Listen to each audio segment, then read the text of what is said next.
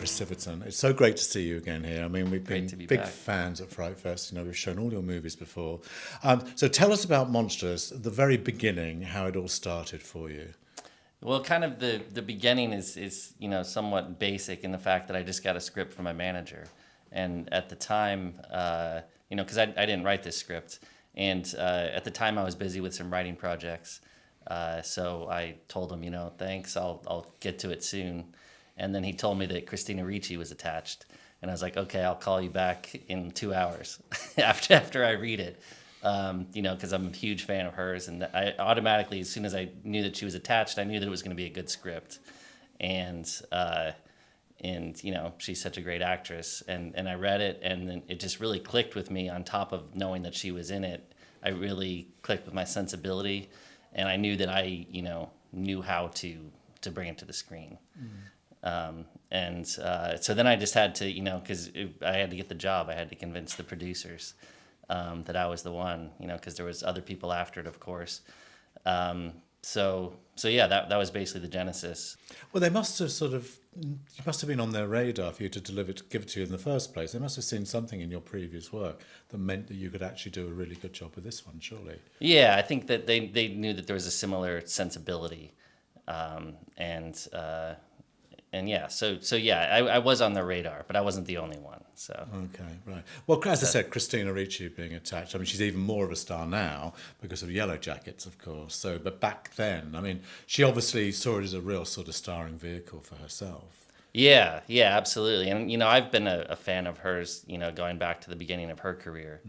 And she's always chosen such interesting projects. Like I love Black Snake Moan, and going back to the 90s, I'm a huge John Waters fan, so I love Pecker, Yes. And she's just such an icon, and just has such good taste.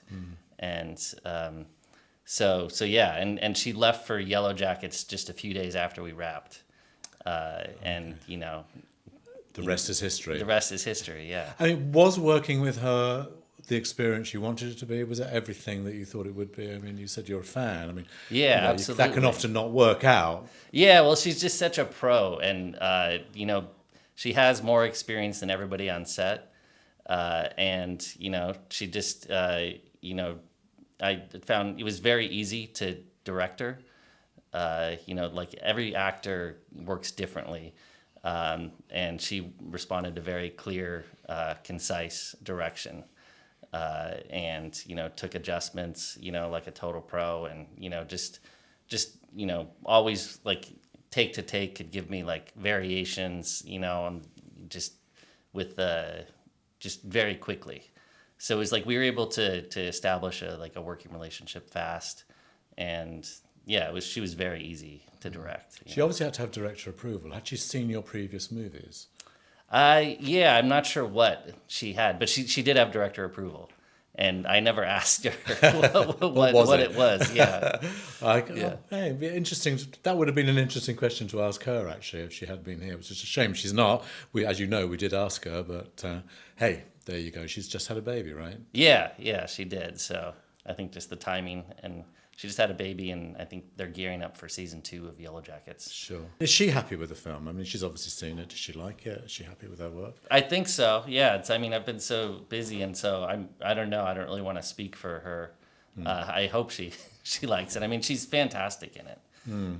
I think her performance is amazing. She just does so much. It's very emotional. And she plays, the 50s kind of ideal housewife, the ideal kind of version of perfection, Father Knows Best, Donna Reed. Yeah, someone who's striving to keep this, because perfection obviously is impossible to attain, and she's someone the character is just struggling so hard to act like everything's okay, and I think that's a very relatable thing for people, because even just in the simple way of when people greet each other, how are you? Almost everybody says good, even though most of us are tortured inside about something at any given day, at any given moment. Sure. And so that I think it's just like a very human thing of trying to put on like a brave face while, like your world may be falling apart. What about the child actor, Sebastian? I mean, again, did he take time to cast? I mean, was that was a crucial role as well? Yeah, because we COVID, of course, had a big shadow over the whole production. And the original child actor tested positive just before we started shooting. So we had to scramble. Actually, we were shooting because we shot the first day without the child. It was just Christina. So day 2, during lunch, I find out that, we need to recast. And so we took a day off and just focused on that, and got a bunch of auditions. And Santino, who ended up playing the role, I did like a Zoom audition with him and worked with him a little bit, and he just came in and he killed it. I think it was like one of those things that was meant to be. It was meant to be him. Now, you know how much I've always loved, I Know Who Killed Me, because it's one of my absolute favourite films. And I'm so glad now that it's actually becoming quite a bit. I think it's being rediscovered, isn't it? People are actually realising, away from that whole stupid scandal that went around about it. I mean, I think people are now realising. I mean, what's your sort of like feelings about that now from a distance? It's tough. It's funny because we're coming up on the 15th anniversary. That was July 2007 that came out, and I don't know. It's like I worked like super hard on that movie, and then the reception was just like so cataclysmic at the time. It felt like that, and it took me like a long time to kind of grapple with it. And because I did send you my review, I think, at the time, didn't I? I wrote because I said, this is ridiculous. All these people are getting this wrong. This is fantastic. So I remember that. Yeah. No, so I wanted you to know that I think the fans who liked that sort of movie loved it. I think that was the whole point about that, really. But yeah, I mean, it was definitely a big swing as far as like it was very kind of different from horror movies at the time. At the time, things were very kind of like a lot of horror movies looked like they were trying to be like kind of Seven. It was like the torture porn era, wasn't it? Yeah, and like very desaturated, and we were the opposite. It's like ridiculous, super saturated colors. Yeah, it was so fabulous. And, I still love it, Chris. Really, you did such a great job with that film. I mean, Lucky McKee, of course, you've worked with before. There's no chance you're ever doing it again, I suppose. You've now gone off your both separate paths. Well, I don't know. They're I would imagine that we'll work on something together again. I mean, we read all of each other's scripts, right. And I see so he saw multiple cuts of Monstrous. I see multiple cuts of all his stuff. Since we kind of like grew up together doing this and learning how to do it together, right. We can just really trust each other's opinion, and we like know what each other are trying to achieve. And so we can like, I think, but we're like basically like brothers in that way.